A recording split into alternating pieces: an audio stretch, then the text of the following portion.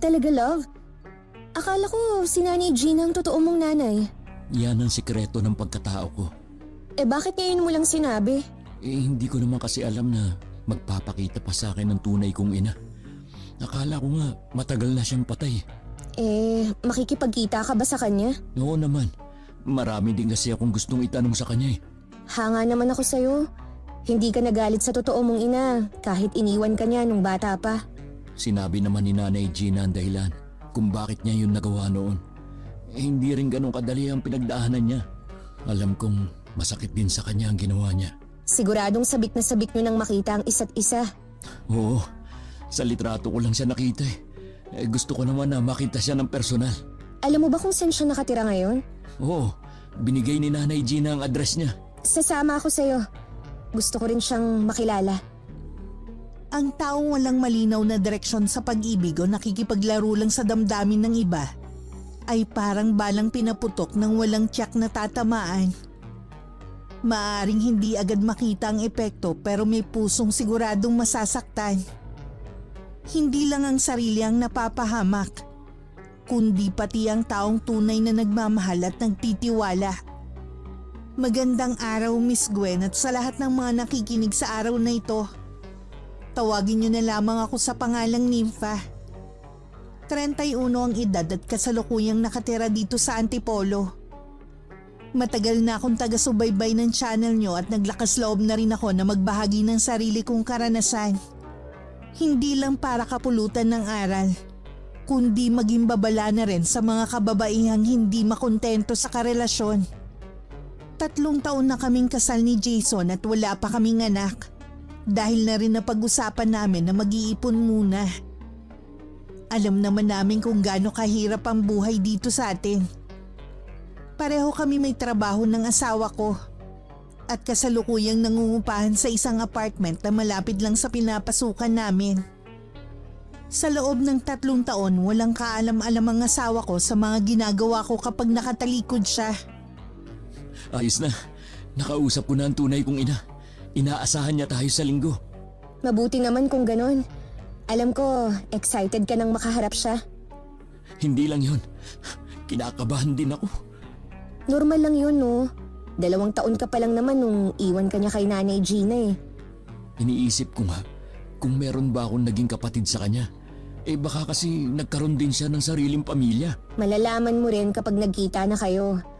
Pwede mo siyang tanungin kapag nagkaharap na kayo.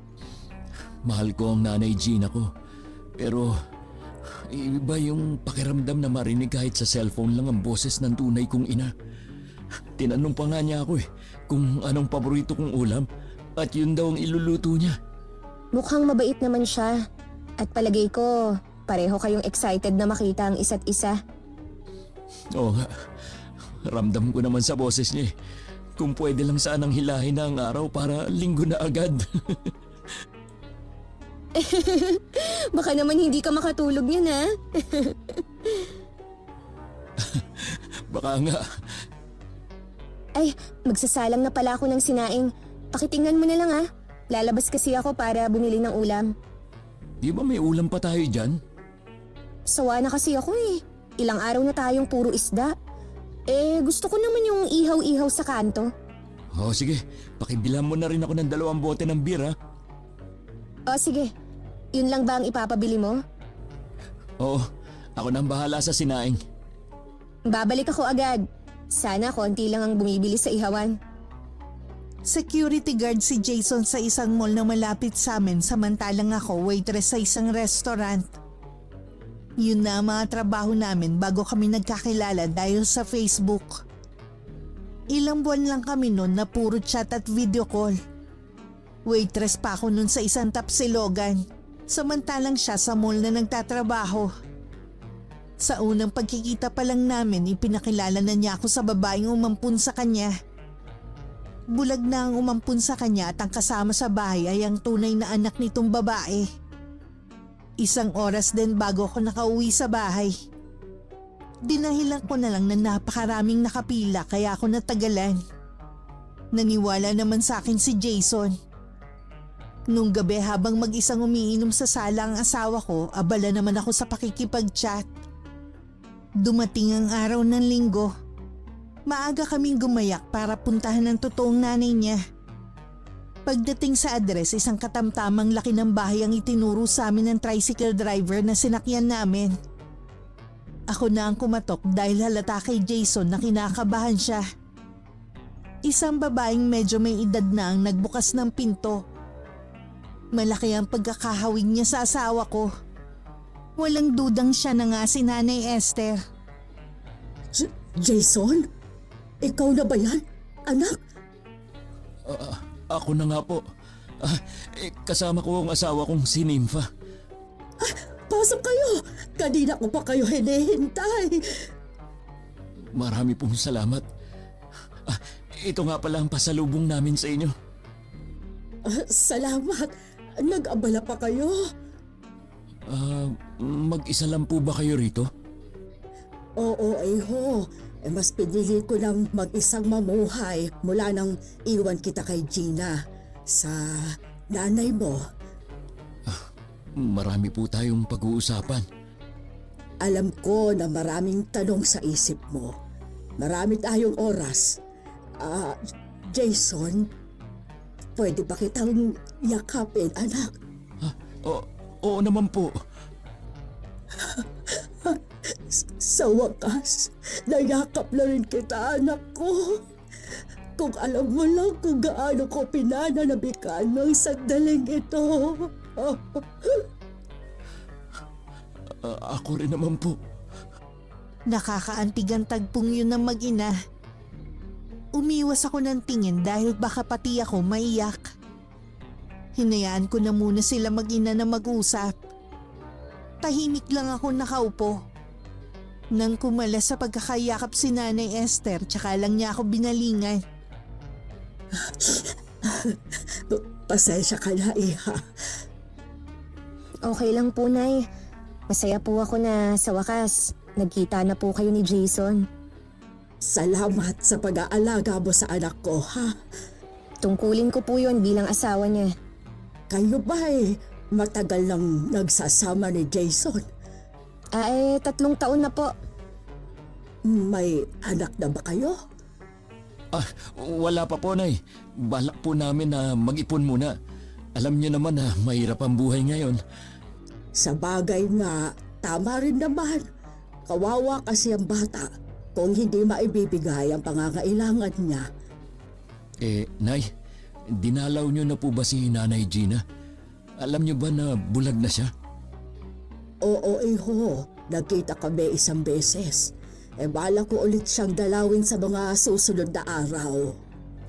Sigurado na matutuwa si Nanay. Sana, kapag hindi kayo abala, ay dalawin niyo naman ako dito. Gusto ko lang kayong makasama. Asahan niyo na lagi namin kayong dadalawin. Salamat, anak. Maganda ang pagpapalaki sa iyo ni Gina.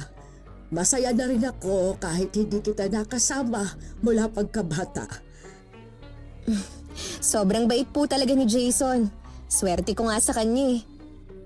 Swerte rin ang anak ko sa iyo. Ay tingin ko sa iyo ay mabait at maalaga rin. Siya nga pala, kanina pa ako nakapagluto.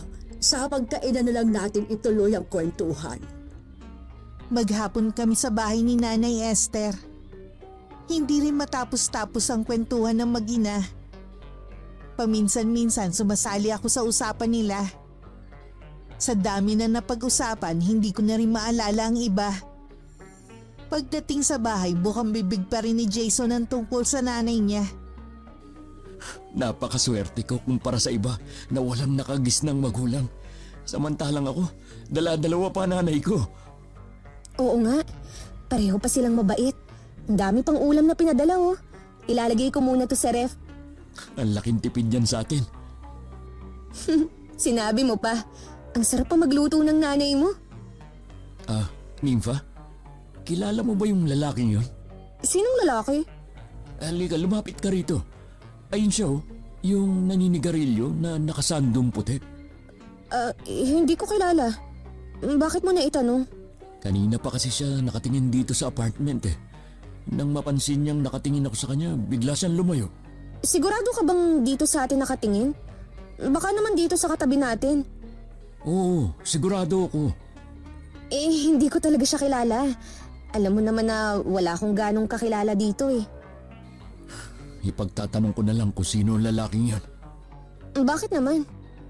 Baka mamaya kasi may masama pala siyang plano. Paano kung wala ako rito? Grabe ka naman mag-isip. Nakatingin lang dito, oh. May masama na agad plano. Huwag kang tumawa dyan. Delikado na ang panahon ngayon.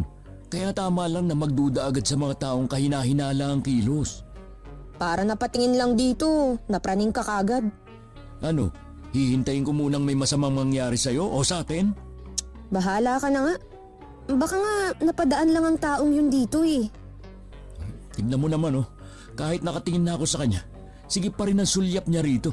Paano hindi ako magdududa? Isara mo na nga yung bintana para matapos na.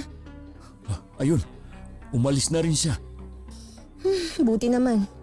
Sigurado ka bang hindi mo siya kilala? Hindi nga sabi. Hindi rin pamilyar sa akin ang mukha niya. Masaya pa naman ang maghapon ko, tapos sisirain lang ng taong yun. Bakit ka ba nagagalit sa lalaking yun? Hindi mo naman kilala. Ewan ko, ang bigat agad ng dugo ko sa kanya eh. Baka pagod ka lang. Mabuti pa magpahinga na tayo. Sige, mauna ka na. Magyoyosi lang ako sandali. O sige, pero wag ka nang lalabas ha. Bago ko pumasok sa kwarto namin, sinulyapan ko muna si Jason na pumunta sa kusina at binuksan ang pinto. Doon siguro siya magyoyosi. Pagpasok sa kwarto, agad kong kinuha ang cellphone ko at chinat si Frank. Siya ang lalaking kanina pa nakatingin sa apartment namin. Kanina pa kasi siya chat ng chat sa akin pero hindi ko sinasagot. Dahil nandun nga kami ni Jason sa bahay ng nanay niya. Loko talaga to eh. Balak pa yata akong ipahamak. Tama lang na hiwalayan ko na siya. Dati kong boyfriend si Frank. Matagal ding naging kami bago kami naghiwalay dahil sa pagiging babaero niya. Mag-asawa na kami ni Jason nang muli kami nagkita. Nagkabalikan kami at may 1 taon na rin patagong nagkikita. Nung isang araw hiniwalayan ko siya dahil nahuli kong meron siyang kachat na ibang babae. Hindi siya pumayag na makipaghiwalay ako sa kanya. Kaya siguro pasilip-silip siya sa apartment namin. Pumayag na lang ako makipagkita ulit para tumigil na lang siya. Sigurado ka ba na ayos ka lang na maiwan dito mag-isa? Oo naman. Gusto ko ngang pumasok eh. Kaya lang talagang hindi ko kaya. Mabuti mabait si Mr. Cho. Pinayagan niya akong hindi muna pumasok ngayon. Inumin mo mamaya ang gamot na iniwan ko ha? Huwag kang mag-alala. Iinumin ko yun mamaya. Kung pwede nga lang akong uma-absent ngayon eh. Ano ka ba? Hindi naman malala ang sakit ko eh. Kahit na, hindi ko pa rin maiwasan na mag-alala sa'yo. Tatawagan na lang kita kapag lumala ang nararamdaman ko. O sige, may pagkain na rin naman dito eh. Iinitin mo na lang. Huwag mo nga pala akong tawagan maya-maya ah. Baka natutulog ako eh. Ayokong maistorbo. Hihintayin ko na lang na tumawag ka o mag-chat sa akin. Kaya siguro ako nagkasakit eh. Sa pagod na rin sa trabaho ko sa resto. Sabi ko naman sa'yo, tumigil ka na sa pagtatrabaho mo. Ikaw naman tumapilit eh. Kung titigil ako, sapat lang ang sahod mo sa pang-araw-araw nating gastos. Ayokong tinitipid ko ang sarili ko. Naisip ko din na panahon na siguro para magkaroon na tayo ng anak. Hindi mo ba narinig ang sinabi ko? Sapat lang ang sahod mo, tapos magdadagdag ka pa. Bakit ba tuwing pinag-uusapan ng pagkakaroon natin ng anak umiinit ang ulo mo? Paano kasi? Alam mong hindi pa natin kayang magkaroon ng anak. Sinisingit mo pa yan sa usapan. Oo na. O sige na, huwag ka na magalit. Baka mamaya lalo kang mahilo eh. Anong oras na ba? Baka maliit ka sa pagpasok mo sa trabaho. Maaga pa naman. Isang sakay lang naman ako eh. Baka makalimutan mo ang baon mo. Ang mahal pa naman ng pagkain sa inyo. Nasa bag ko na. O paano? Aalis na ako. Ihahatid na kita sa may pinto para mailak ko na rin. Nang makaalis na ang asawa ko, agad kong tinawagan si Frank kung anong oras kami magkikita. 1 oras muna ako nagpalipas bago ako nag-ayos at saka umalis ng bahay. Sa trabaho, hindi makapag-focus si Jason. Nasa akin ang buong isip niya. Noon lang din kasi ako nagkasakit. Hindi niya alam na gawa-gawa ko lang yun para makipagkita sa ibang lalaki. Habang magkasama kami ni Frank, ilang beses din nag-chat ang asawa ko at kinukumusta ako. 2 beses din siyang tumawag sa akin, sabi ko maayos na ang lagay ko. Nakalabas na nga ako para mamili ng mga kailangan namin sa bahay. Ang bilis mo namang gumaling. Sabi ko naman sa'yo, pahinga lang ang kailangan ko eh. Saan ka nga pala pumunta kanina? Dyan lang sa may talipapa. Alam mo naman na hindi ako mapakali kapag marami ng kulang dito sa bahay natin eh. Dinalang din kita ng pasalubong.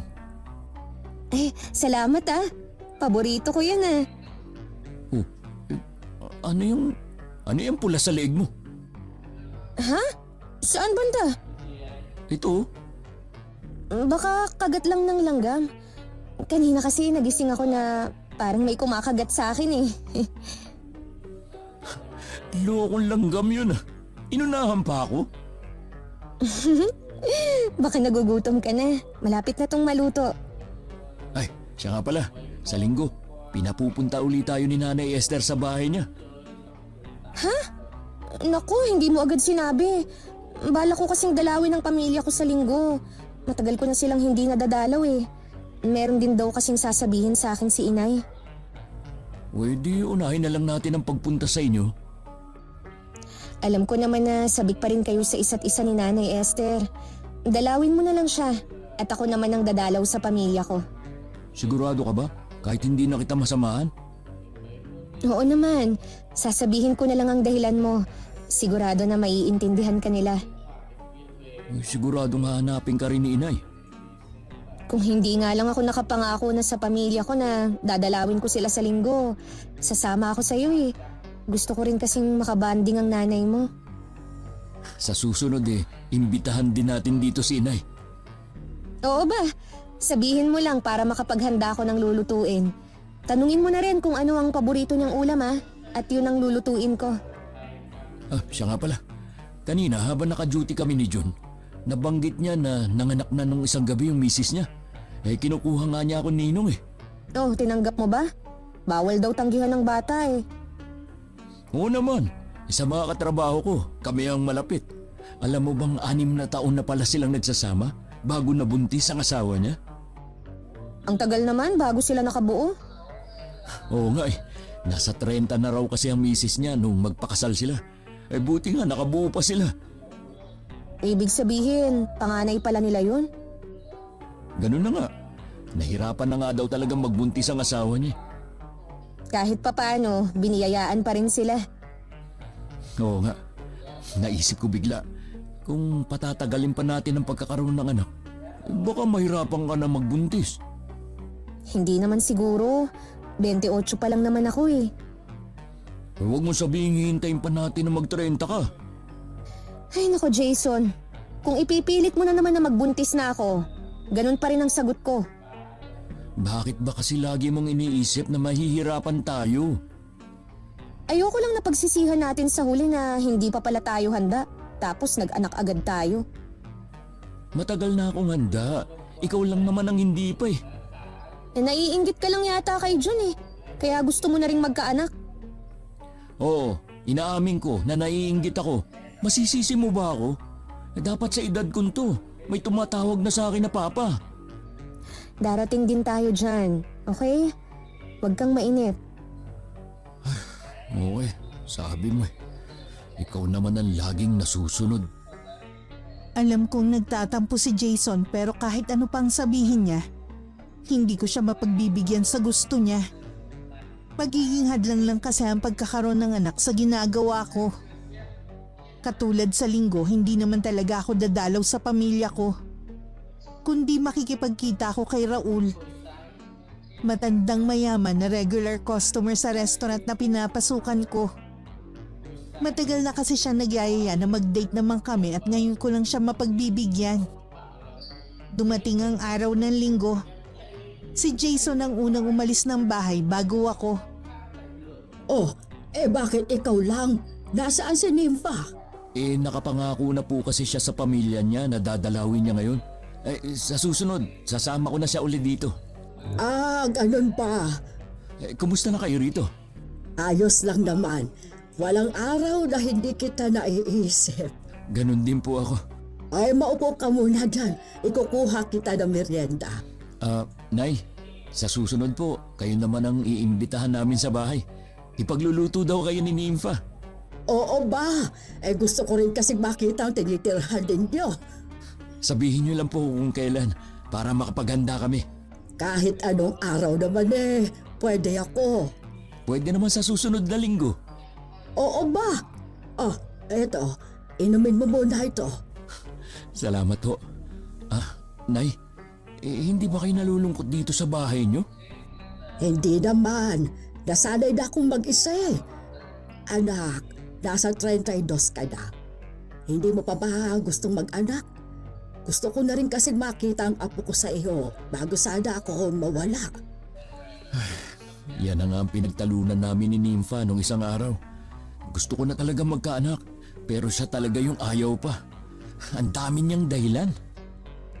Tingin ko sa kanya may pagka-banidosa. Baka ayaw lang niyang masira ang korte ng katawan niya. O ayaw niyang mag-alaga ng bata. Kung yun lang naman ang inaalala niya, pwede ko namang siyang tulungan sa pag-aalaga. Kahit ano pong sabihin ko, hindi ko talaga siya makumbinsi. Huwag naman sanang maging dahilan yun para maghanap ka ng ibang babae. Kahit kailan, hindi yan sumagi sa isip ko. Mahal na mahal ko po si Nympha. Hindi ko magagawang magloko. Ay, salamat naman at ganyan ka mag-isip. Kausapin mo pa rin si Nympha. Pero palipasin mo muna ang ilang araw. Opo, Nay. Nabanggit mo dati na umuupa lang kayong mag-asawa.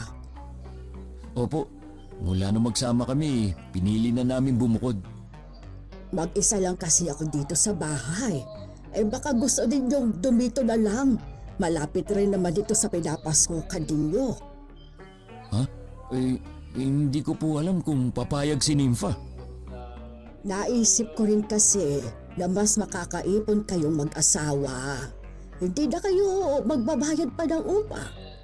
Babanggitin ko po kay Nympha pag uwi ko mamaya. Nag-aagaw dilim na nang makauwi ako sa bahay. Nakahinga ako ng maluwag nang maunahan ko si Jason sa pag-uwi. Agad na ako nagpalit ng damit at naghanda ng hapunan. Nagluluto na ako ng ulam nang dumating siya. Marami din siyang dala na lutong ulam galing sa nanay niya. Inilagay ko lang muna yun sa ref. Mukha naman siya masaya sa pagkikita nila mag-ina. Maliban sa tinanong ni Inay kung bakit hindi kita kasama, meron din siyang binanggit kanina. Ano naman?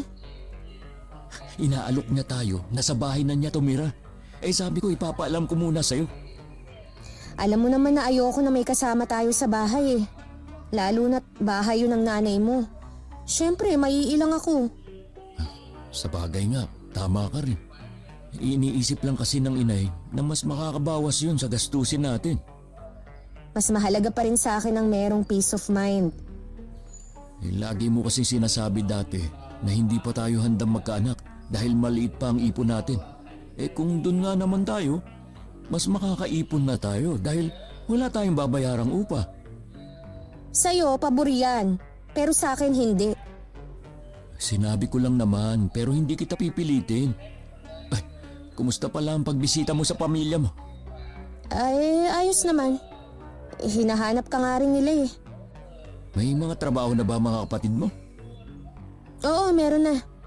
Kaya nga madalang na akong magbigay ng pere. Akala ko wala pang trabaho si Nil . Sasabihin ko sanang mag-apply sa agency namin. Okay naman ang trabaho niya. Nakakatulong na rin siya sa mga gastusin nila. Teka, ang dami mo yata ang pinamili. Abay, mahal ang mga delata na to . Minsan lang naman yan. Malaki rin kasi yung nakukuha akong tip sa mga customer sa resto. Kaya yan, namili ako. Hindi naman natin kailangan ng mamahaling pagkain. Mas mabuti pang ipunin mo na lang ang pera mo. Sus, minsan nga lang ako bumili. Sa susunod, wala na yan. Mahal kasi nito eh. Pareho lang naman sa binibili natin. Oh, ako naman ang bumili ng mga to Hindi ikaw. Iniisip ko lang kung paano tayo makakaipon kung maluho ka.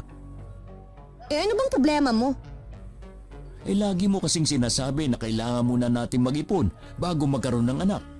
Paano tayo makakaipon kung inuuna mo luho mo? Pera ko naman ang ginagastos Hindi mo naman pera. Kahit na. Yan tayo Imbis na magpasalamat ka na lang, puro reklamo pa ang naririnig ko sa'yo. Hindi naman ako nagre-reklamo. Hindi daw. Bakit ba nagagalit ka? Sinong hindi magagalit Pinaghirapan ko yung bilhin, pero imbis na matuwa ka, kinikwentahan mo pa ako. Tigilan na nga natin ang pag-uusap na to. Nag-aaway na naman tayo Maliit na bagay lang naman para palakihin mo. Huwag ka nang mangialam sa akin Ako lang ang kakain yan. Tuwing nag-aaway kami ni Jason, madalas naman siya ang sumusuyo sa akin. Kaya kinabukasan, bati na kami. Malambing at maasikaso na ulit siya sa akin. Minsan sa pag-uwi ko galing trabaho, nadatnan ko na siya sa bahay. Nasa sala lang siya at abala sa pagsa-cellphone. Sinulyapan lang niya ako sandali. Naisip kong baka pagod lang siya kaya wala sa mood. Pagpasok ko sa kwarto para magbihis, hindi ko alam na susunod siya. Sino si Frank? Ano? Narinig mo naman siguro ang tanong ko dahil hindi ka naman bingi. Hindi ko kilala ang sinasabi mo. Dati mo daw siyang ex at nagkabalikan kayo kahit mag-asawa na tayo. Hindi ko nga sabi kilala yon. Huwag ka na magkaila pa. May mga sinensya sa akin na mga screenshot ng pag-uusap niyong dalawa. Gawa-gawa lang niya yan. Baka AI lang yan. Alam mo naman ngayon. Ano akala mo sa akin? Tanga? Ha? Hindi ko alam ang pagkakaiba ng fake sa tunay? Kung sino man yan, gusto lang niyang sirain ang pagsasama natin. Jason, huwag kang maniwala sa kanya. Baka naiinggit lang siya sa atin. Huwag mo nang bilugin ang ulo ko, Nympha.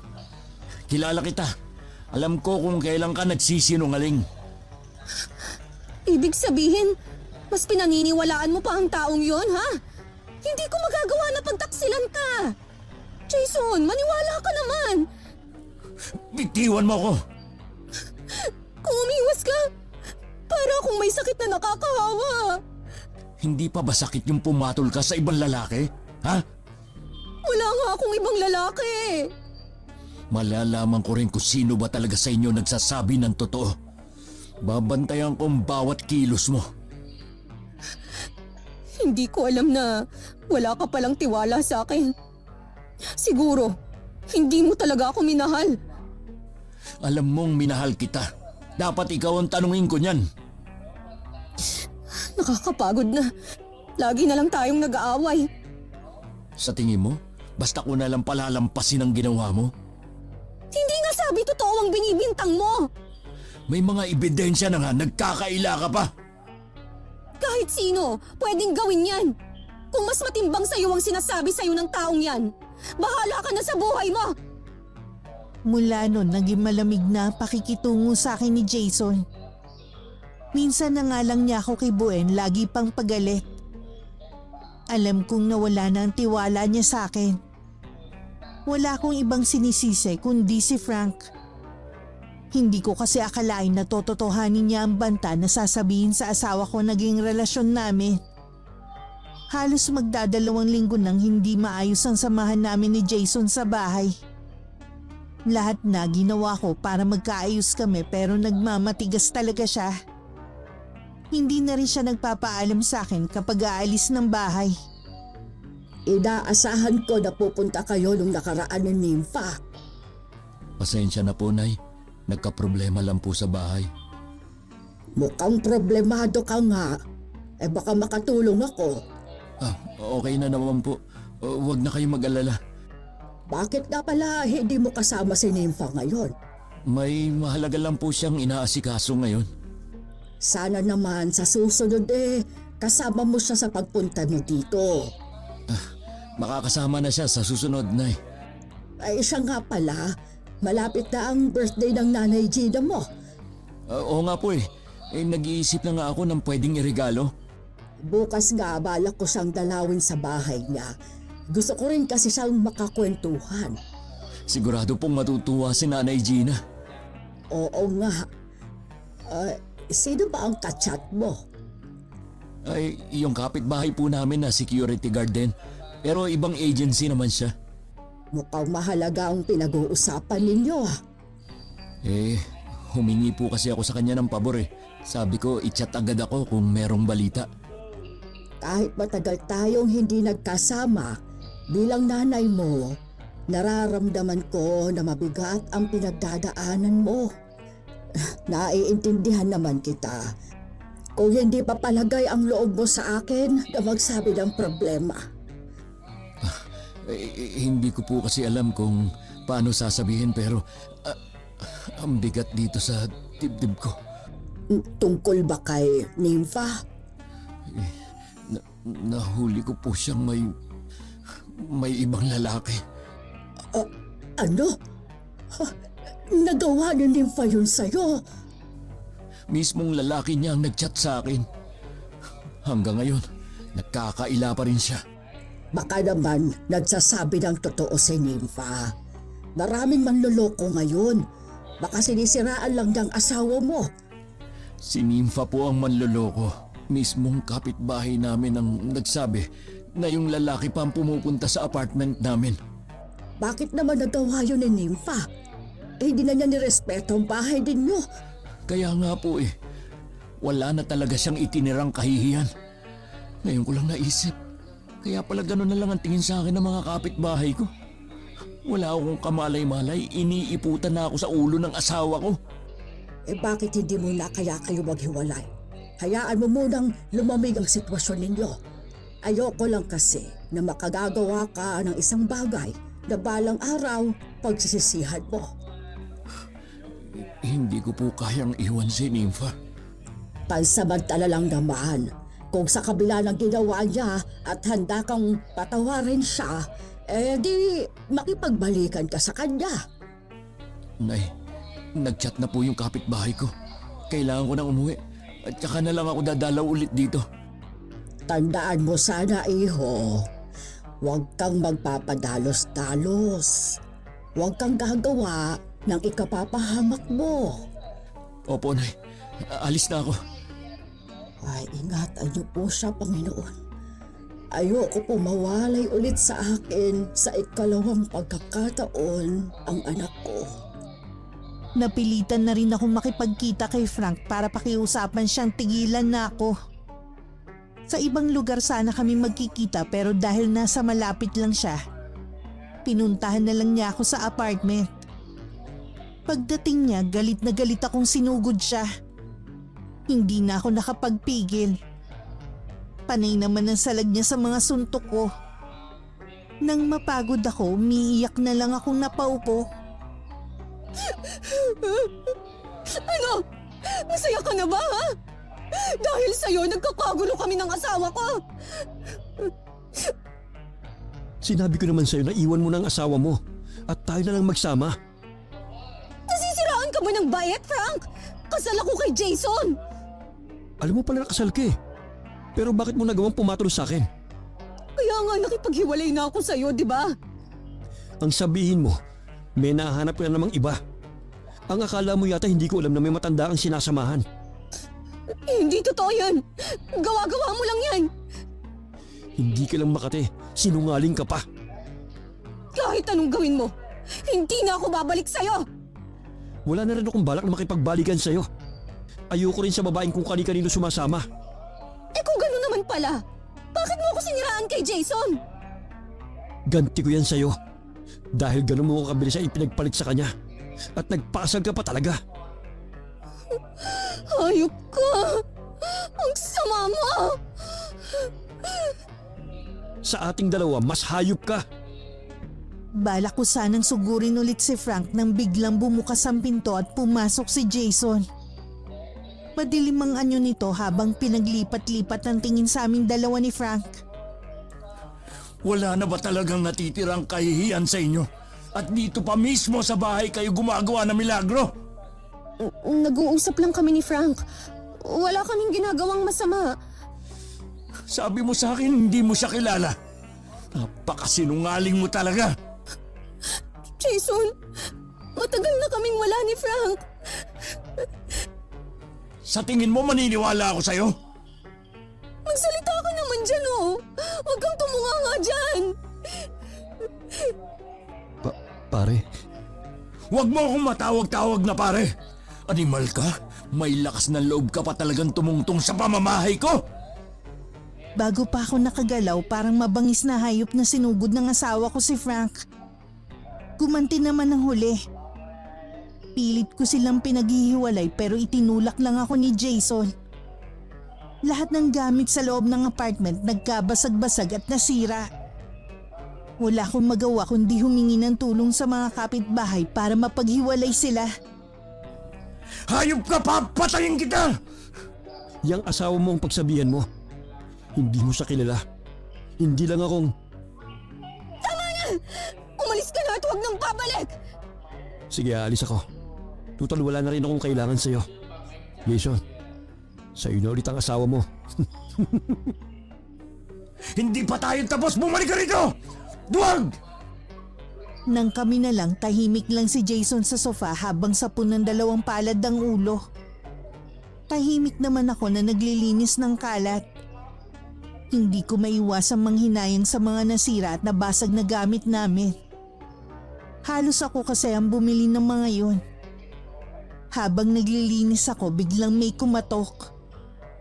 Dahil malapit lang si Jason sa may pinto, siya na ang nagbukas at nakipag-usap sa taong nasa labas. Hindi ko gaanong marinig ang pinag-uusapan nila. Pero hindi ko maipaliwanag ang nakabakas sa mukha ni Jason nang lumingon sa akin. Sino yung kausap mo? Barangay tanod sila. Kaya ba sila nandito dahil sa gulong nangyari kanina? Gusto lang nilang ipaalam na patay na si Frank. Nasagasaan daw ng pick-up pagkatapos manggaling dito. Ano?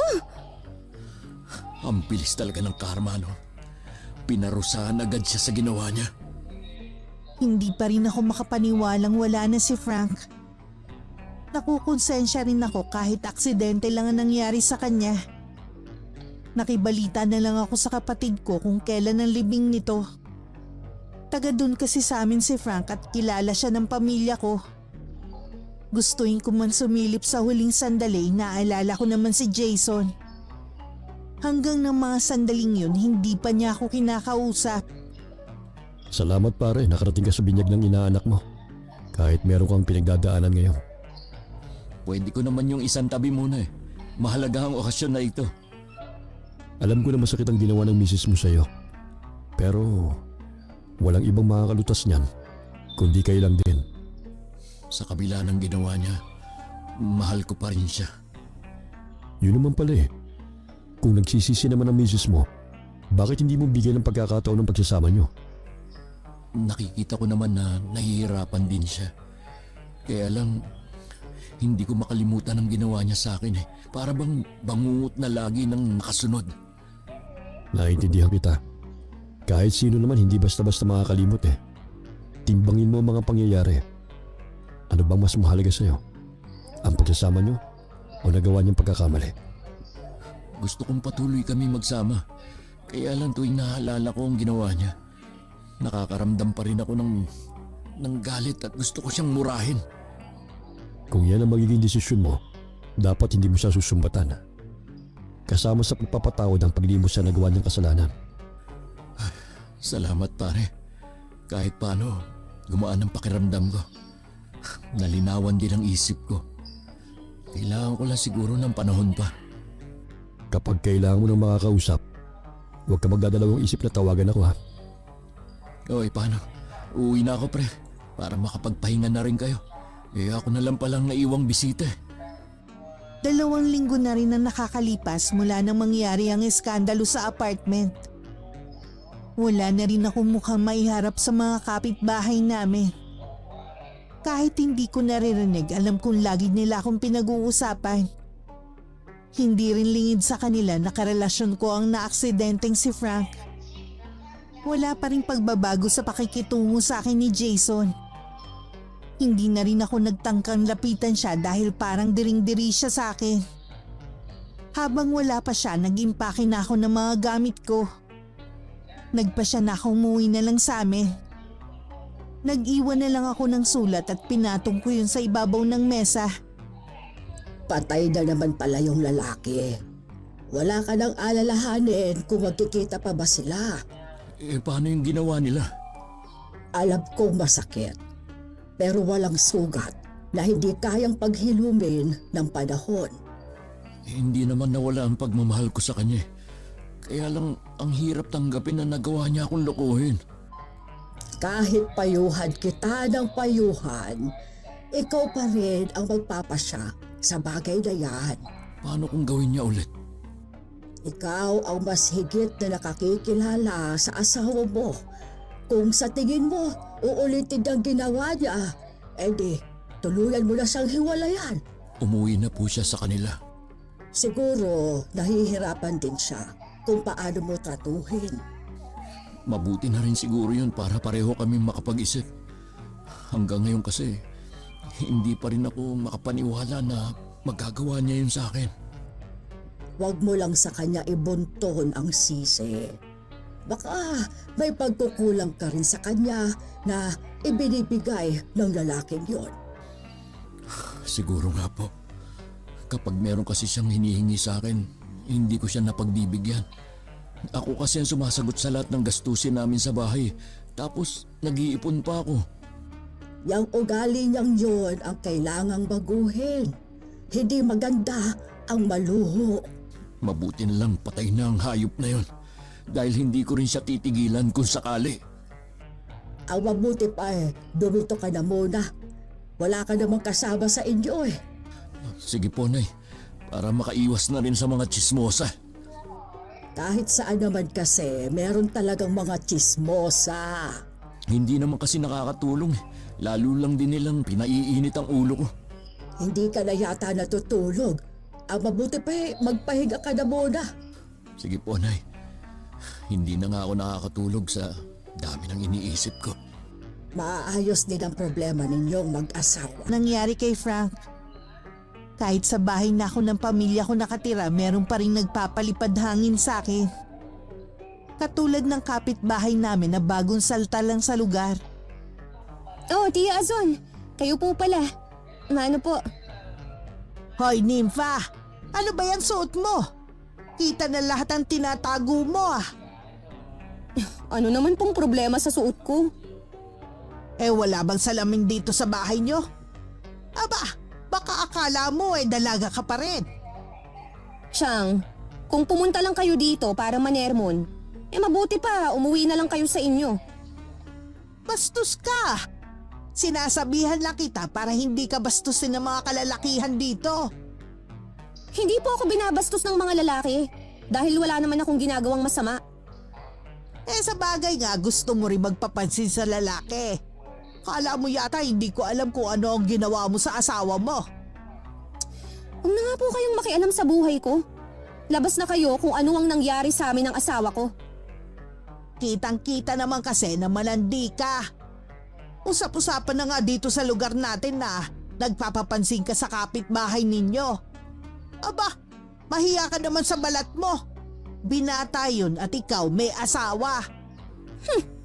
Hindi ko na problema kung habulin ako ng mga lalaki. Hindi ka hahabulin kung hindi ka nagpapakita ng motibo. Mabuti pa bumalik ka na lang sa asawa mo. Huwag mong bigyan ng kahihiyan ng pamilya mo rito. Pinili ko na lang na hindi na sumagot. Nagtatatalak pa rin ito kahit tahimik na ako. Noon pa man hindi na maganda ang tabas ng dila ni Chang. Ako ang paborito niyang pamangkin na laging pinakikialaman ng buhay. Lahat ng kilos ko mali sa paningin niya. Kahit saan kami magkita, lagi niya akong pinupulaan. Hindi na niya ako binigyan ng kahihiyan. Paulit-ulit ko na lang siyang isinumpa sa isip ko. Hindi na lang ako lumalabas ng kwarto dahil lagi siyang nasa bahay namin at sa labas. Para bang hinihintay ako na makagawa na naman ng mali sa paningin niya. Ilang linggo na rin akong nasa pamilya ko nang biglang dumating si Jason. Anong ginagawa mo rito? Sinusundo ka. Ibig bang sabihin hindi ka nagalit sa akin? Pinapatawad mo na ako? Hindi kita susunduin kung hindi pa kita napapatawad. Hindi ko alam kung makakaya ko pang tumira sa apartment na yun. Ayoko na rin tumira doon. Naghanap na ako ng bagong matitirahan natin. Sa 1 linggo, pwede na tayong lumipat doon. Salamat Jason ha. Sa kabila ng ginawa ko, napatawad mo pa rin ako. Mas matimbang sa akin ang pagmamahal ko sa'yo kaysa sa nagawa mong kasalanan. Pangako, hindi ko na ulit gagawin ang pagkakamaling yun. Hindi ko na sasayangin ang ibinigay mong isa pang pagkakataon. Ipagpapaalam na rin kita sa mga magulang mo. Mamaya pang gabi ang balik nila. Dito ka na lang maghapunan. Magluluto ako ng paborito mo. Sige, namimiss ko na nga luto mo eh. Kapag nakauwi na tayo, babawi ako sa'yo. Wala akong gagawin kundi ang pagsilbihan ka. Aasahan ko yan ha. Oo. Siya nga pala. Nakita mo ba si Tia Azon sa labas? Oo, nakatambay siya sa may duyan. Binati pa nga niya ako eh. Sana. Mapatid ang duyan ng mapilayan siya.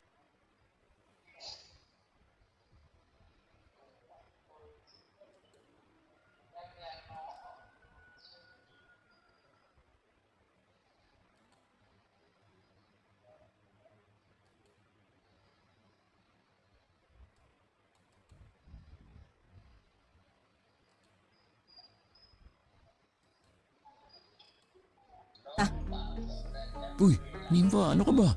Hindi maganda yung sinasabi mo. Hindi kasi ako makalabas ng dahil sa kanya eh. Wala na siyang ginawa kundi bantayan ako. Noon pa naman ganun na siya, hindi ba? Pagpasensyahan mo na lang. Kapag yan nagkasakit ng malubha o kaya mamatay, hindi ko siya dadalawin. Bakit ba galit na galit ka sa kanya? Mas lalong kasi siyang naging pakialamere. May sarili naman siyang bahay. Kung bakit gusto niyang tumambay dito sa amin? Huwag mo na lang siyang pansinin. Salamat na lang at hindi ko na siya makikita pa. Dahil aalis na ako dito. Ay mabuti pa, tulungan na kita sa pagluluto mo. Tara na nga sa kusina. Umiinit na naman ang ulo ko eh. Dahil sa tiyahin kong yun. Mabuti na nga lang wala ang mga magulang ko sa bahay. Dahil kung hindi, sa loob patatambay ang tiyahin ko.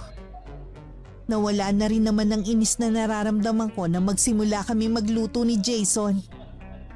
Nung dumating ang mga magulang ko, kinausap na sila ng asawa ko para isama ako pa uwi. Gabi na nang umuwi kami sa apartment na siyang gusto ko para walang makakita sa amin. Makalipas nga ang 1 linggo, lumipat na kami sa bagong apartment. Noon ko lang din yun napuntahan.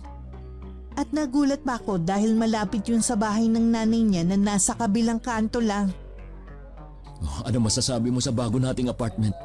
Di ba ang laki? At mukhang tahimik ang lugar? Bakit hindi mo sinabi na malapit sa bahay ng nanay mo ang apartment na nakuha mo? Pasensya ka na.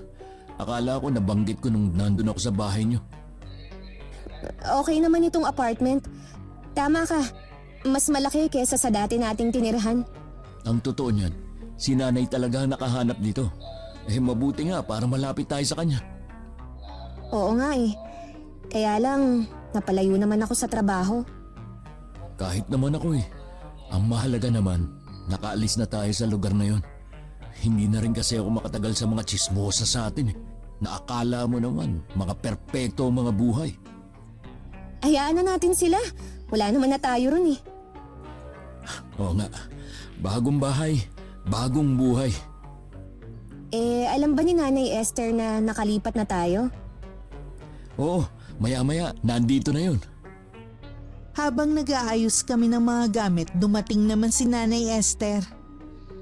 Nagmano ako pero nahihiya akong tumingin sa mga mata niya. Hindi ko kasi alam kung ano ang iniisip niya sa akin pagkatapos ng mga ginawa ko. May dala siyang ulam para sa tanghalian kaya nagsaing na lang ako. Tumulong na rin siya kaya mabilis kami nakatapos sa pag-aayos ng mga gamit. Salamat po, Nay. Tinulungan niyo kami sa pag-aayos ng gamit. Kung kami lang po kasi ni Jason baka bukas pa kami matatapos. Wala yon, Iha. Basta kung ano man ang kailangan ninyo, magsabi lang kayo. Nakakahiya naman ho. Hanggat maaari kasi ayaw naming makaabala. Ano ka ba, Iha? Hindi ka abala sa akin. Hindi naman kayo iba sa akin eh. Nabanggit nga po pala ni Jason na kayo ang nakahanap ng apartment na ito. Sabi ko kasi sa kanya nung una, sa bahay ko na lang kayo. Pero gusto niya kasi meron kayong privacy. Nasanay na po kasi kami na dalawa lang Naiintindihan ko naman yun. Ngayong malapit na tayo kay inay, kahit araw-araw siyang dumalaw sa atin, ayos lang. Oo naman. Sana naman mapag-isipan ninyo rin kung kailan kayo magkakaanak. Aba, nasa hustong gulang na rin naman kayo eh. Ngayong nasa bago na kaming apartment, baka magbago na po ang isip ni Nympha. Sana nga, dahil sabik na talaga ako na magkaroon ng apo. Bigla akong hindi naging komportable sa usapan nila. Hinayaan ko na lang silang mag-usap at ako naman pangiti-ngiti lang. Nung pauwi na ang biyanan ko, hinatid pa siya ni Jason hanggang sa kanila. Mula nang dumating kami sa apartment na yun, madalas na naming bisita si Nanay Esther. Minsan pa nga kararating ko lang bigla siyang kakatok. Imbis na makapagpahinga ako, kailangan ko pa siyang harapin. Doon na rin siya halos kumakain ng hapunan. May dala naman siyang ulam pero ang hindi ko lang gusto, yung nawawalan na ako ng oras ng pahinga. Minsan kararating ko lang narinig ko na naman siyang kumakatok. Sa inis ko hindi ko siya pinagbuksan. Pagdating ni Jason nagagalit siya sa akin. Anong oras ka umuwi kanina? Maaga akong umuwi kanina. Bakit sabi ni inay, tawag siya ng tawag, walang nagbubukas kaya akala niya wala ka pa. Sinadya ko talaga na wag siyang pagbuksan. Bakit mo naman ginawa yun? Ang tagal niyang naghintay sa labas. Araw-araw na lang kasi nandito siya Hindi na ako makapagpahinga dahil kailangan ko siyang intindihin. Di sana sinabi mo, hindi yung nandito ka na pala sa loob, hindi mo siya pinapasok. Kabastusan yung ginawa mo. Bastos na kung bastos. Sana, pagsabihan mo naman ng nanay mo. Hindi ko naman siya pinagbabawalan na pumunta rito Pero sana, makaramdam siya na napapagod din ako. At kailangan ko ng pahinga. Hindi mo kailangang magalit sa kanya. Ako nagsabi sa kanya na puntahan ka dito para masiguro na nakauwi ka na. Pinababantayan mo ba ako sa nanay mo, ha? Oo, mahirap na, baka may gawin ka na naman. Bakit ka pa nakipagbalikan? Kung wala ka naman palang tiwala sa akin. May tiwala naman. Kaya lang iniisip ko na baka matukso ka na naman sa ibang lalaki. Di wala kang tiwala sa akin. Kaya pala gusto mong malapit tayo sa nanay mo para mabantayan niya ako. Di sana, doon na lang tayo tumira sa bahay niya para 24 oras niya akong nababantayan. Huwag kang ang OA dyan. Ikaw ang OA, hindi ako. Intindihin mo na lang ako. Hindi ganun kadali na makalimot sa ginawa mo. Kung ganyan lang din naman, sana pala hindi ka na lang nakipagbalikan sa akin. Nanahimik na ako sa amin Pupuntahan mo ako at pababalikin. Bakit gusto mo dun sa inyo, ha? Dahil ba sa kapitbahay nyo? Akala mo yata hindi ko alam. Sinabi na sa akin lahat ng tiyason mo. Ayun naman pala Sinabi na sa'yo ng pakialamera kong tiyahin. Sana hindi ka na tumuloy. Gusto ko lang naman na ayusin ang pagsasama natin. Paano maaayos wala kang tiwala sa akin? Kaya nga patunayan mo na karapat dapat akong magtiwala ulit sa'yo. Kita mo nga lahat, Jason Lahat ginagawa ko para sa pagsasama natin. Sana naman, huwag mong iparamdam sa akin na hindi na ako katiwa-tiwala dahil sa pagbabantay ng nanay mo. Bago kami natulog ng gabing yun, nagkaayos naman kami. Pero masama pa rin ang loob ko. Nang sumunod na araw, ganun pa rin ang ginagawa ng biyanan ko. Ang ginagawa ko, nagpapaalam ako na magpapahinga muna. Nililibang ko na lang ang sarili ko sa pakikipag-chat sa mga lalaking nakilala ko online. 1 linggo na ganun lagi ang ginagawa ko. Isang araw lingid sa akin, nakalimutan kong isara ang pinto ng kwarto. Nakasilip pala ang biyanan ko habang masaya ako nakikipag-chat. Minsan pag-uwi ni Jason, nasa banyo ako. Paglabas ko, hawak na niya ang cellphone ko. Bakit hawak mo ang cellphone ko? Kaya ba ayaw mong pahawakan tong cellphone mo? Dahil sa dami ng mga kachat mo, ha? Akin na nga yan. Wala kang karapatan na pakialaman ng cellphone ko dahil hindi ko naman pinapakialaman ng sayo. Tama lang pala na hindi kita pagkatiwalaan dahil hindi ka pa nagbabago. Mga kachat ko lang ang mga to. Wala naman akong balak makipagkita sa kanila. Nagsisinungaling ka pa? May nabasa ako dyan na nagpapasalamat siya dahil pumayag kang magkita kayo. Yan kasi ang napapala sa pagiging pakialamero mo. Sige, aaminin ko na. Hindi lang ikaw ang lalaki sa buhay ko. O ano, masaya ka na ba? Walang niya ka! Malandi ka! Hindi ka pa nakontento sa akin! Paano ako makukontento sa'yo, Jason? Wala ka namang pangarap sa buhay. Kontento ka na sa ganitong buhay natin. Ano pa ba hinahanap mo sa buhay, ha? Hindi mo ba alam o sadyang nagtatanga-tangahan ka lang? Sana kasi sinabi mo sa akin ang mga gusto mo. Kahit naman kasi sabihin ko sa'yo, hindi mo naman ibibigay sa akin. Dahil ang laging bukang bibig mo, sapat nang kumakain tayo 3 beses sa isang araw at nakakabayad ng upa ng bahay. Ang babaw naman ang dahilan mo para manlalaki. Wala akong pakialam kung mababaw sa tingin mo. Pwede bang huwag kayo magsigawan? Ay, nakakahiya sa mga kapitbahay ninyo. Isa ka pa! Siguro, kung ano-ano ang isinusumbong mo kay Jason. Ay, di ba totoo naman na lalakero ka? Hindi ako lalakero. Habulin lang ako ng mga lalaki. Dahil nagkataon na malakas ang karisma ko. Magkaiba yon. Kahit ano pang sabihin mo, pinagtaksilan mo pa rin ang anak ko. Alam niyo, mabuti pa nga maghiwalay na lang kami. Kasi wala na rin namang patutunguhan ng pagsasama namin. Yung ba agad ang solusyon na naiisip mo, ha? O di ba? Wala ka namang tiwala sa akin. Eh di lalo na ngayon, alam mo na ang totoo. Magbago ka na kasi. Tigilan mo na ang panlalalaki mo. Jason, ganito na ako. Hindi na ako magbabago pa kahit anong gawin mo. Kayo na lang mag-ina ang magsama. Nympha, saan ka pupunta? Bumalik ka! Hayaan mo na siya. Nay, hindi ko kayang mawala si Nympha sa akin. Alam mo na nga na nanlalalaki ang asawa mo. Ayaw mo pa siyang pakawalan.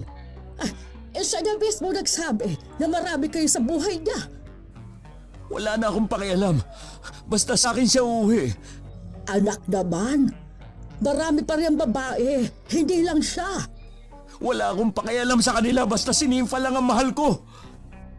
Nung gabing yun, nagpalipas muna ako sa bahay ng isang kaibigan. Pagkatapos kinabukasan, naghanap agad ako ng maliit na kwarto. Swerte namang nakahanap ako malapit sa pinapasukan ko. Wala ring tigil sa kakatawag si Jason sa akin at chat. Pumunta rin siya sa resto at tinahanap ako. Mabuti na lang nung pumunta siya, hindi ako pumasok. Dahil may susi ako sa apartment namin, bumalik ako para kunin ng iba kong gamit. Kasalukuyan ako naglalagay ng mga damit sa bag ko nang dumating si Nanay Esther. Bumalik lang ako para kunin ang mga damit ko. Talaga bang desidido ka ng hiwalayan ng anak ko? Opo, mabuti pang magkanya-kanya na lang kami. Mahal na mahal ka ni Jason. Handa ka pa rin ang tanggapin sa kabila ng ginawa mo. Wala na akong balak na balikan ng anak nyo. Sasama na ako sa isang matandang mayaman na customer sa resto na pinapasukan ko. Kahit kailan ba, hindi mo minahal ang anak ko? Minahal ko po siya. Kaya nga pumayag akong magpakasal sa kanya eh. Pero hindi ko pwedeng puro na lang pagmamahal. Kailangan ko ring maranasan ang maginhawang buhay. Hindi man kasing ganda katulad ng iba ang buhay ninyo. Lahat ginagawa ni Jason, maibigay lamang ang pangangailangan mo. Hindi nga po kasi sapat ang ginagawa niya. Ang sabihin mo, hindi ka lang makontento. May pagkukulang din po si Jason sa pagsasama namin. Sa palagay ko, hindi ka na rin naman magbabago. At kaysa patuloy mong lokohin si Jason habang nagsasama pa kayo, mabuti pa nga na maghiwalay na lang kayo. Pakisabi na lang po sa kanya na huwag na niya akong guguluhin sa trabaho ko. Huwag mo sanang pagsisihan ang ginawa mong ito. Kung gaano mo kabilis ipagpalit ang anak ko, tandaan mo, ganon din kabilis ang karma. Huwag niyo na nga po akong takutin dahil hindi ako naniniwala sa karma. Sige, kung yan ang paniniwala mo, sana madali kang makalimutan ni Jason. Umpisahan na rin niyang maghanap ng iba para madali niya akong makalimutan. Huwag mong itulad sa'yo ang anak ko. Hindi mo siya katulad na habang may kinakasama pa, may ibang lalaki na. Oo na! Malandi na ako! Makati na! Nahiya ka pang ipamukha eh. Sige na, umalis ka na habang kaya ko pang pigilan ang sarili ko. Eh ano ba ang kayang gawin ng isang matandang katulad mo ha? Hindi mo pa ako lubosang kilala, kaya huwag mo akong mamaliitin. Sandali ko rin inilibot ang paningin ko sa kabuuan ng apartment namin bago ko ibinalik ang tingin ko kay Nanay Esther. Pagkatapos walang imik na lumabas na ako. Kahit hindi lumingon, ramdam ko ang pagsunod ng tingin niya sa akin. Pagdating ko sa inuupahan ko, nakaramdam naman ako ng katahimikan. Sa wakas kasi malaya na ako. Agad ako nagchat kay Raul. Sabi niya kasi sabihan ko siya kapag nakauwi na ako. Galit na galit naman si Jason nang malaman na galing ako sa apartment at kinuha ang mga damit ko. Bakit nyo naman pinayagan na umalis si Nympha? Sa palagay mo kaya, mapipigilan ko siya? Hindi nyo sana siya hinayaan na kunin ang mga damit niya. Hindi ko na tuloy alam kung saan siya hahanapin. Kanina galing ako sa resto na pinapasukan niya. Nagpaalam daw siyang hindi napapasok. Binanggit niya na sasama na daw siya sa isang matandang may pera. Hindi niya magagawa yun sa akin. Alam ko na masakit, pero tanggapin mo na lang kaysa habang buhay ka niyang lokohin. Madali lang sa inyo na sabihin yan dahil wala kayo sa posisyon ko. Sa tingin mo, hindi ako nasasaktan sa ginawa niya sa'yo? Masakit din sa akin, pero hindi naman kasi natin hawak ang isip niya. Hindi ko na alam kung paano mabuhay ngayong wala na si Nympha. Alam ko na hindi madali, pero nandito lang ako para tabayan ka sa pinagdadaanan mo. Nympha, bumalik ka sa akin. Lahat gagawin ko para sa'yo. Anak ko, patawarin mo ko kung hindi ko kayang maibsan ang sakit na nararamdaman mo. Wala po kayong kasalanan, Nay.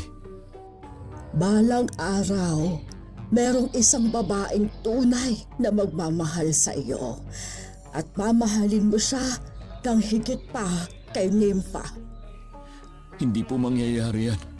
Inilagay ko na si Nympha sa puso ko habang buhay. Mabuti pang bitiwan mo na ang apartment na ito. Sa bahay ka na lang umuwi. Eh, paano kung bumalik si Nympha? Hindi na siya babalik. Wala na siyang dahilan. Kinuha na niya mga gamit niya. Tama nga lahat ng sinabi ni Nympha sa akin. Tama lang na iwan niya ako. Wala akong kwenta. Huwag mo nang pahirapan pa ang sarili mo. Magpahinga ka na muna sa bahay. Sinunod naman ni Jason ang sinabi ng nanay niya na bitiwan na ang apartment na inuupahan namin. Mula nang iwan ko siya, panay na lang ang paglalasing niya. Hindi na rin siya pumapasok sa trabaho niya. Awang-awa naman ng nanay niya pero kahit siya walang magawa para sa anak. Hindi naman siya nagkulang ng paalala dito. Pabayaan niyo na nga lang ako. Gabi-gabi ka na lang lasing. Minsan, kahit wala pang laman ng tiyan mo, alak na agad ang inaatupag mo. Gusto mo pang makasakit, ha? Alak lang ang nakakapagpalimot sa akin kay Nympha. Kaya hayaan niyo na lang ako. Kahit ubusin mo pa ang alak sa buong mundo, hindi na babalik sa iyo si Nympha. Alam ko naman po yun eh. Hindi niyo na kailangan paalala pa. Baka sakaling matauhan ka. Nasaan na kaya si Nympha? Malamang nasa lalaking sinamahan niya. Pinuntahan ko siya sa kanila. Kahit pamilya niya, hindi alam kung nasan siya. Akala nga nila magkasama lang kami. Nakikiusap ako sa iyo, iho. Tigilan mo na ang paghahanap sa babaeng yun. Ayusin mo na lang ang buhay mo. Wala nang pag-asa na maayos pa ang buhay ko. Kung yan ang lagi mong iisipin, wala nga talagang saysay ang buhay mo. Pabayaan niyo na muna ako, Nay. Gusto kong mag-isa. Ay para ano? Magpakalunod ka sa alak? Akin na yung bote ng... Huwag niyo lang ang gawin tong alak ko. Ito lang kakampi ko. Hindi mo yan kakampi. Sinisira ka lang yan. Iwan niyo na ako. Hindi ko kayo kailangan. Kung hindi ka patitigil, tatawagan ko ng nanay Gina mo. Sasabihin ko sa kanya ang mga ginagawa mo. Alam niyong may sakit si Nanay Gina. Gusto niyo ba lumala ang lagay niya? Hindi ka naman kasi sumusunod sa akin eh. Baka sa kanya, makinig ka. Kapag nagsumbong kayo sa kanya at lalong lumala ang sakit niya, hindi ko kayo mapapatawad. Tandaan niyo yan. Jason, Makaalis na nga muna. saan ka pupunta? Gabing-gabi na. Sa lugar na walang abala. Kung dati sa bahay lang ng ina umiinom si Jason, ngayon naman lumalabas siya para maglaseng at madalas umaga na umuwi. Kaya nagpa siya si Nanay Esther na hanapin ako. Pumunta siya sa dati kong pinapasukan at nagtanong sa mga katrabaho ko kung saan ako nakatira. Pero ni isa walang makapagsabi. Minabuti niyang umuwi na lang ng bahay. Habang daan hindi inaasahan na magkikita kami. Papunta rin kasi ako nun sa apartment ng kaibigan ko na malapit lang din sa resto. Iiwasan ko sana si Nanay Esther pero mahigpit niya akong hinawakan sa braso. Talagang hinahanap kita. Galing nga ako sa pinapasukan mo dati. Walang makapagsabi kung saan ka na nakatira. Sinadya ko po talaga na hindi ipaalam sa kanila. Dahil alam ko na laging bumabalik dun si Jason para makibalita sa akin. Baka mamaya masabi pa nila kung nasan ako. Hindi na pumapasok sa trabaho si Jason. Wala na siyang ginawa kundi ang maglasing. Napakahina niya talaga. Mahal ka lang niya at ayaw niyang mawala ka sa kanya. Wala na nga ho kami. Bakit ba ayaw pa niyang tanggapin yun? Natatakot ako na baka kung anong gawin niya kung hindi ka pa niya makikita. Hindi ko na ho problema yun. May sarili na akong buhay ngayon. Dapat ganun din ang gawin niya. Ang harapin ng buhay na wala ako sa tabi niya. Palibasa kasi ay nasa maayos kang kalagayan ngayon. Kaya nasasabi mo yan. Kung wala na po kayong sasabihin, aalis na ako. May importante pa akong gagawin eh. Hindi ko alam kung anong nagustuhan ng anak ko sa'yo. Maliban sa ganda na kukupas din balang araw, ay wala ka namang puso. Yun naman pala eh. Bakit kailangan niyo pa akong hanapin? Dahil akala ko, paaawa ka kay Jason kapag nalaman mong kalagayan niya. Ay wala po akong nararamdaman na kahit konting awa. Mali nga na kinausap pa kita. Pero ito lang ang pakatandaan mo. Oras na may gawin ng anak ko na ikapapahamak niya, hindi kita mapapatawad. Ipaparanas ko sa iyo ang sakit na binigay mo sa kanya. Kung may gagawin man po siya na makakasakit sa kanya, kasalanan niya na yon. Dahil ikaw ang nagtulak sa kanya na gawin yon. Nanay Esther, Huwag mo akong tawaging nanay. Hindi kita anak. patawarin niyo po ako kung hindi ko na kayang balikan ang anak niyo. Kayo na lang ang gumawa ng paraan kung paano niyo siya matutulungan. Nauna na akong naglakad palayo. Masakit din naman sa akin na basta na lang talikuran si Jason. Pero hindi na rin naman kasi magiging maayos ang pagsasama namin. Kilala ko siya. Hindi na mawawala sa kanya ang pagdududa kahit magbago pa ako. Mas lalo lang gugulo ang pagsasama namin. Pagdating naman sa bahay ni Nanay Esther, naabutan niya si Jason na umiinom sa sala. Saan po kayo galing? Nagkausap kami ni Nympha. Talaga po, Nay? Alam niyo ba kung saan siya nakatira ngayon? Hindi. Aksidente lang kaming nagkita. Ano na pag-usapan niyo? Hinanap ba niya ako? Kalimutan mo na lang siya. Wala na talaga siyang balak na makipagbalikan sa'yo. May bago na siyang buhay at hindi ka kasama sa mga plano niya. Kahit na maghihintay pa rin ako na balikan niya. Alam ko, naguguluhan lang siya ngayon. Kung gano'n, dapat ayusin mo na ang sarili mo. Tigilan mo na ang paglalasing. Para kapag balikan ka niya, hindi ka naman mapapahiya. Tama po kayo, Nay. Kailangan nang babalikan ni Nympha yung dating ako. Kailangan ko na rin siguro maghanap ng trabaho. Oo, anak. Makakatulong sa'yo kung meron kang ibang pagkakaabalahan. Tatawagan ko si Paring Jul. Baka pwede pa akong bumalik sa trabaho. Kung hindi ka man makabalik sa dati mong trabaho, pwede ka namang maghanap ng iba. Opo, Nay. Hindi na ako ulit iinom.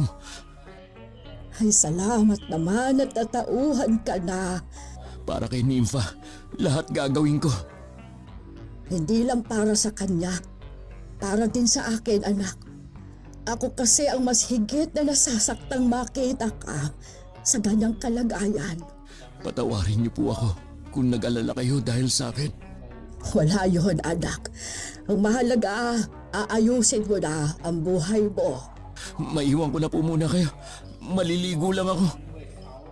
Naiiyak pa sa tuwa si Nanay Esther dahil sa wakas dininig na rin ang dasal niya. Nang sumunod na araw, pinabalik na ulit sa trabaho si Jason. Maganda naman kasi ang record niya sa agency kaya hindi siya nahirapan na makabalik. Isang buwan na rin ang nakakalipas na makitaan na naman ng pagbabago si Jason ng kanyang ina. Bakit tahimik ka yata, anak? Alam ko na po kung saan nakatira si Nympha.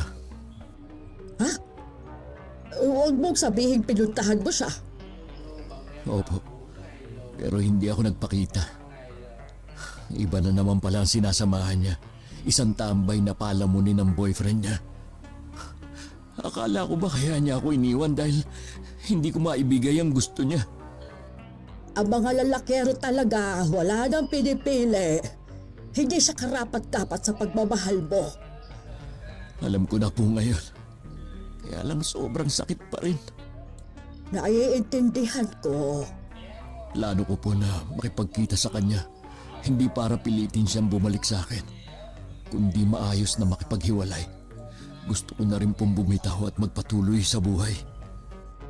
Gusto mo bang samahan kita? Hindi na po, Nay. Kaya ko naman. Mag-iingat ka sa pagpunta doon. Hindi ka pa naman sanay dyan sa motor mo. Ay, ewan ko ba sa'yo? Bakit bumili-bili ka pa niyan? Matagal ko na po talagang gusto magkaroon ng motor. Hindi lang ako makakuha ng hulugan noon dahil nag-iipon ako para sa kinabukasan namin ni Nympha. Basta tuwing lalabas ka, huwag mong kalimutan na magdasal. Takaw aksidente kasi ang motor eh. Opo, Nay. Huwag na pala kayong magluto mamaya. Sa labas tayo kakain pagbalik ko. Basta, mamasahe lang tayo at ayokong sumakay dyan sa motor mo. Opo, Nay. Sige po. Aalis na ako. Humalik pa sa noon ng kanyang ina si Jason bago lumabas ng bahay. Nang marinig ni Nanay Esther ang papalayong motor, pumasok siya sa kwarto niya at kinuha ang litrato at garapon na may hibla ng buhok ko. Sandali niya yung tinitigan at saka itinago sa drawer. Hindi ko nakakailanganin pa ang mga ito. Nasa maayos ng lagay ang anak ko. Natanggap na niya na hindi babalik sa kanya si Neva. Nang mga oras na yon, abala naman ako sa gawaing bahay. Nakabukas ang pinto dahil nagwawalis ako ng sahig. Biglang may kumatok, akala ko yung nagdi-deliver ng tubig. Ganun na lang ang gulat ko nang makita si Jason na nakatayo sa labas ng pinto. Jason? Anong ginagawa mo rito? Pwede ba kitang makausap? Huwag kang mag-alala. Hindi ako manggugulo. Gusto ko lang na maging maayos ang paghihiwalay natin. Tanggap mo na. Oo. Hindi naman kita pwedeng pilitin eh. Ayoko lang kasi na may samaan tayo ng loob. Ang totoo niyan, iniisip ko na makipagbalikan sa'yo. Dahil ba nahihirapan ka sa sitwasyon mo ngayon? Kahit mahal pa kita, hindi na rin kita matatanggap. Kung ayaw mo sa sitwasyon mo, ang maipapayo ko sa'yo, bumalik ka na muna sa pamilya mo. Sila ang tatanggap sa'yo ng buho. Nagsisisi na ako sa ginawa ko. Akala ko magiging maayos ang buhay ko. Hindi pala. Unti-unti ko na rin inaayos ang buhay ko na hindi ka kasama. Sa kabila ng mga nangyari, sana maging masaya ka. Jason, hindi na ba talaga magbabago ang isip mo? Sabi mo, mahal mo pa ako. Sabi mo nga, hindi sapat ang pagmamahal lang sa isang pagsasama. Ano ba kasing katangahan ang ginawa ko? Hindi pa huli ang lahat para magbago. Umuwi ka na muna sa pamilya mo. Gusto ko sanang sa'yo umuwi. Nakatira na ako sa nanay ko. Mas gusto ko munang mag-focus sa trabaho ko at sa dalawa kong nanay. Sana hindi mo magawang tumingin sa ibang babae. Alalahanin mo na kasal pa rin tayo. Wala pa sa isip kong pumasok sa isang relasyon. Mabuti naman. Paano? Aalis na ako. Nangako kasi ako kay inay na sa labas kami kakain ngayon. Ihahatid na kita sa may labasan. Dun pa kasi ang sakayan eh. Wag na.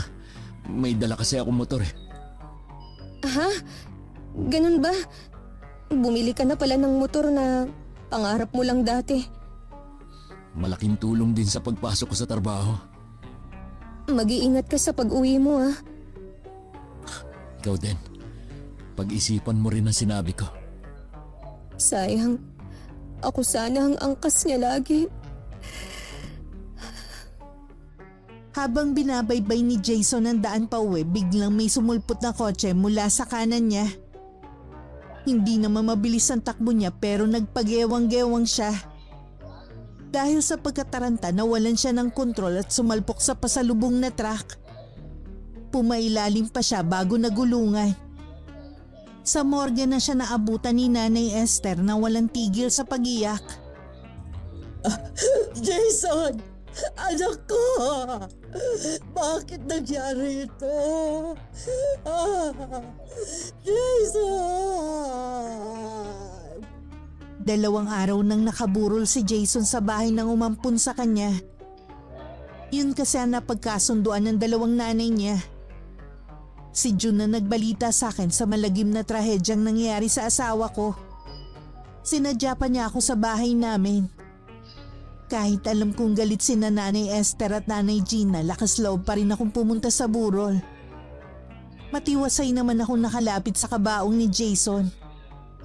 Silyado yun dahil hindi maganda naging itsura ng katawan niya dahil sa aksidente. May lakas ka pa talaga ng loob na pumunta dito. Nay, Gusto ko lang pong makita si Jason sa huling sandali. Kung hindi kanya pinuntahan, hindi siya maaaksidente. Ikaw ang may kasalanan sa pagkamatay niya. Hindi ko naman po gusto ang nangyari sa kanya eh. Ikaw ang ugat ng lahat ng sakit at pagdurusa ng anak ko.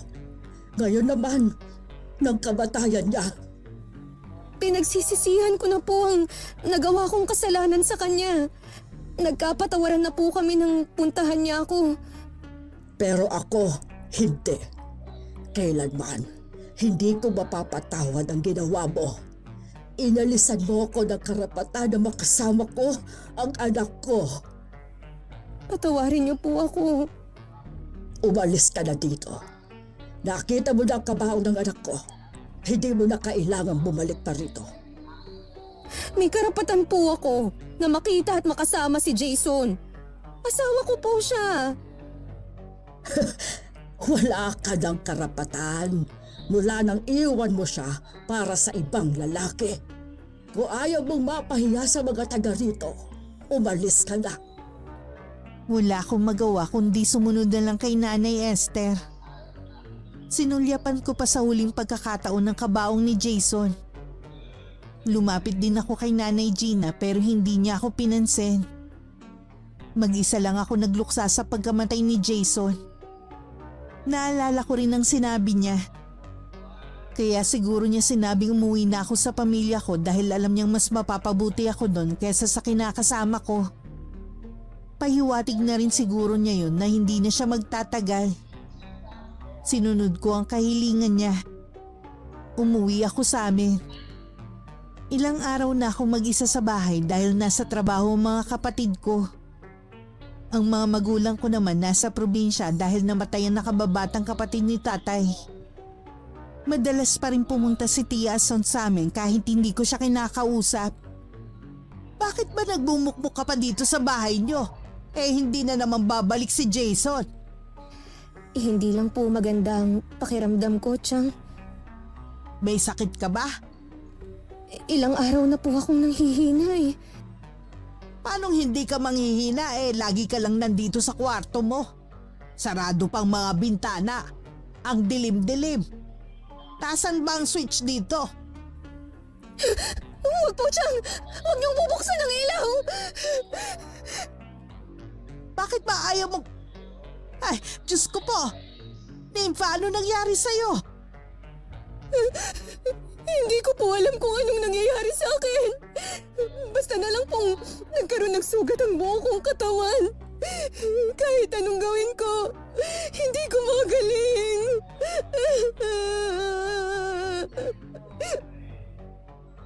Hindi yan pangkaraniwang sugat, Nympha.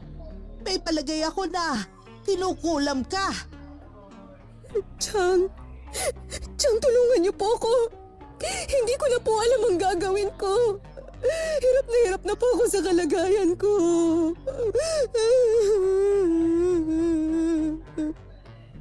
Tumahang ka na. Uutusan ko si Toto na sunduin ng albularyong si Mang Leroy. Dito ka muna, ha? Makalipas lang ang ilang minuto, bumalik din si Tia Ason. Inasikaso niya ako.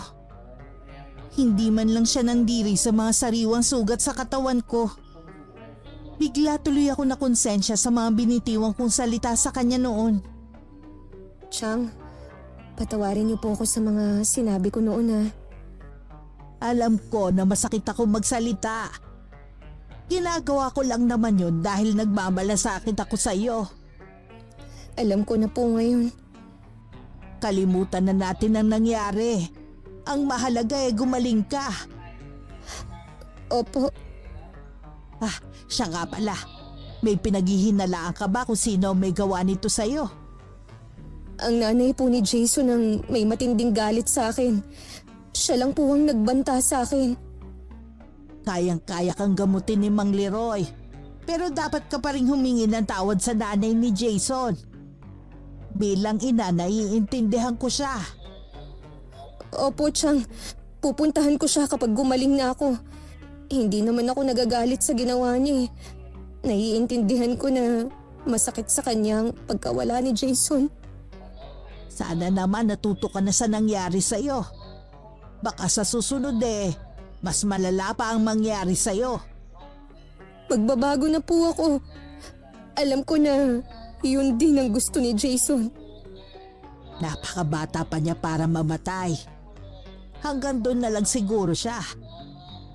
Isipin mo na lang na isinakripisyo niya ang buhay niya para makita mo ang mga mali mong ginagawa. Huwag mo sanang sayangin. Ilang sandali pa dumating na ang pinsan kong si Toto kasama ang albularyo. Tama nga si Chang. Mahusay si Mang Leroy. Napagaling niya ako agad. Nang manumbalik ang lakas ko, nagpaalam ako kay Tia Ason na pupuntahan lang si Nanay Esther. Nagpresenta siyang samahan ako pero tumanggi ako. Mas gusto ko kasing harapin ang nanay ni Jason na mag-isa.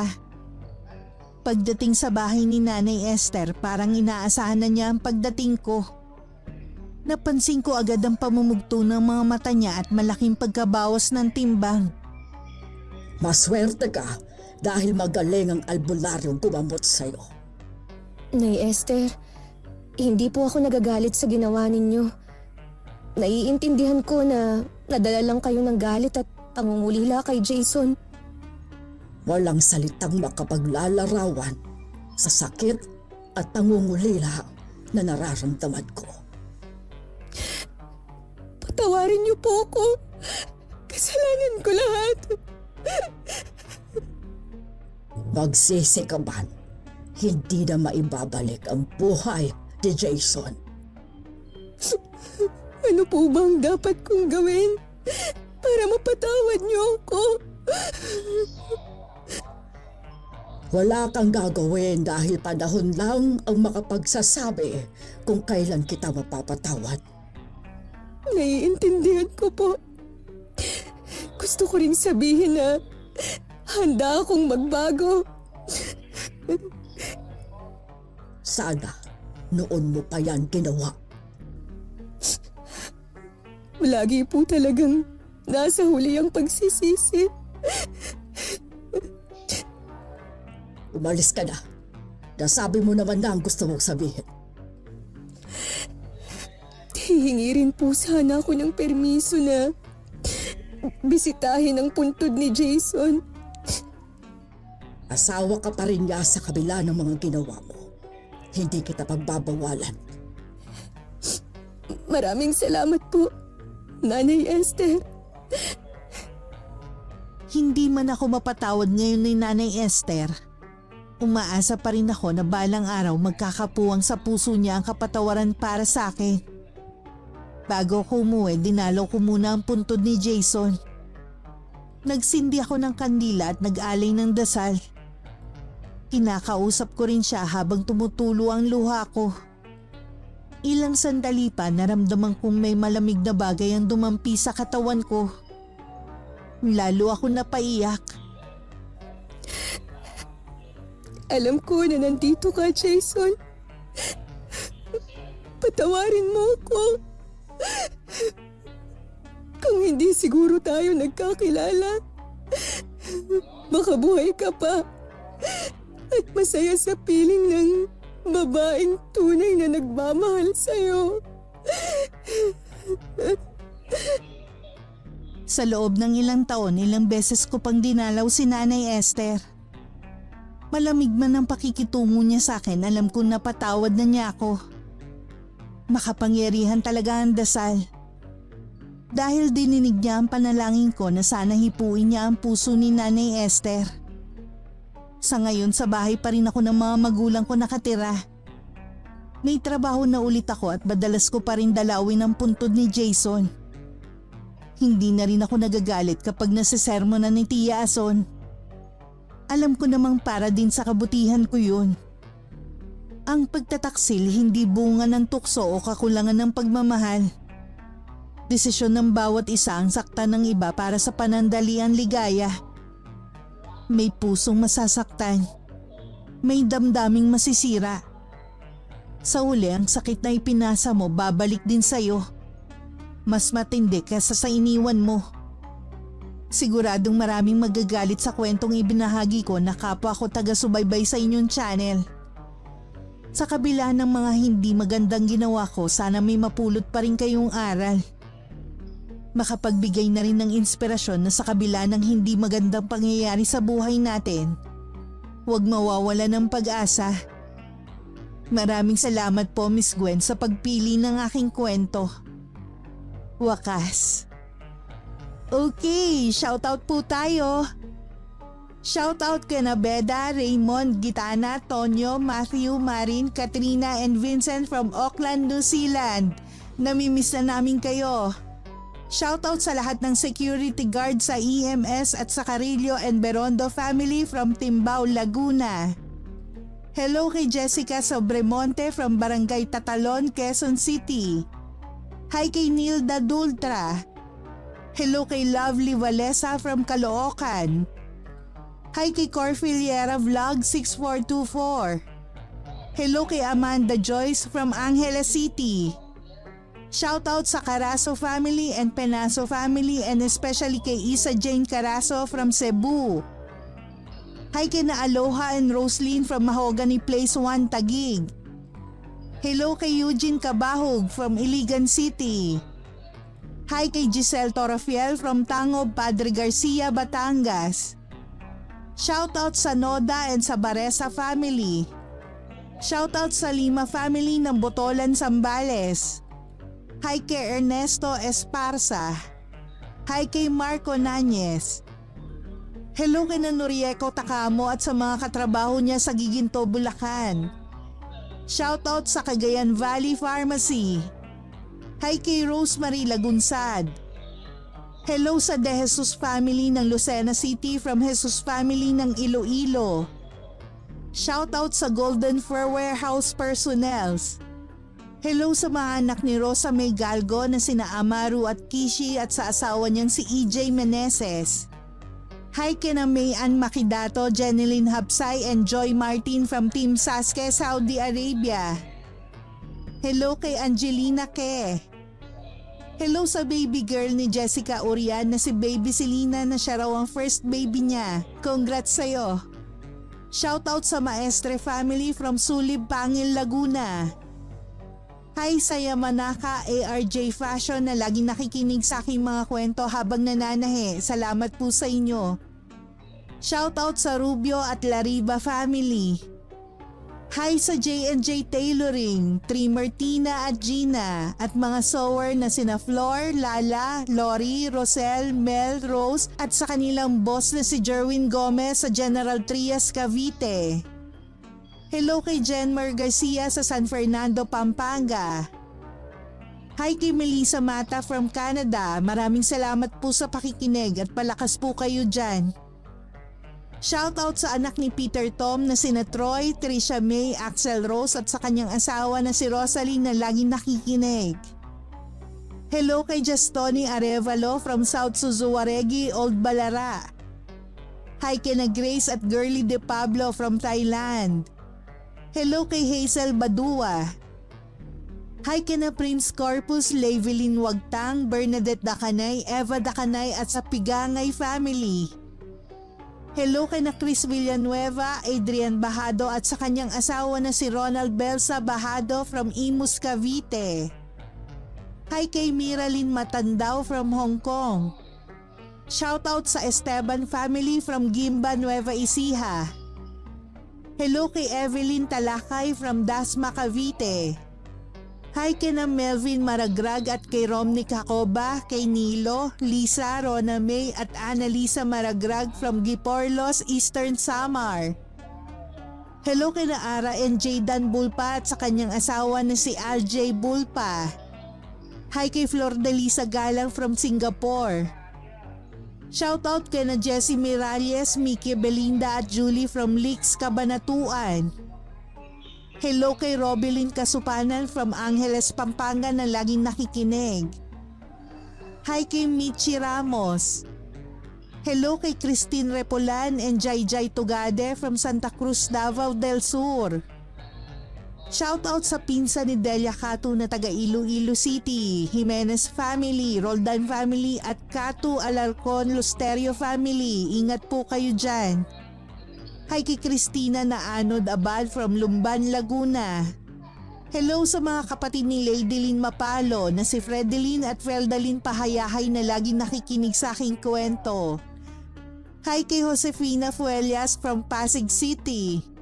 And hello ka na JL, Hazel at Aba ng Algens Cafe Morong Rizal. Maraming salamat po sa palaging pagsuporta at pakikinig. Ingat, God bless.